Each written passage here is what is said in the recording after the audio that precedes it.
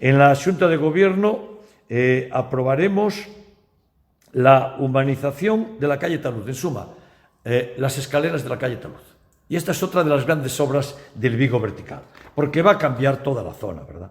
Va a cambiar las calles en la parte alta, va a hacer que todo el tránsito hacia la zona de Couto de San Honorato y de San Roque se haga ya a través de la Rúa Taluz. El mismo colegio allí en la zona que nos cedió un pequeño espacio lo utilizarán los alumnos y, por tanto, seguimos en el avance de eliminar las cuestas y las zonas escaleras insoportablemente difíciles de subir en la ciudad a través del mecanismo mecánico.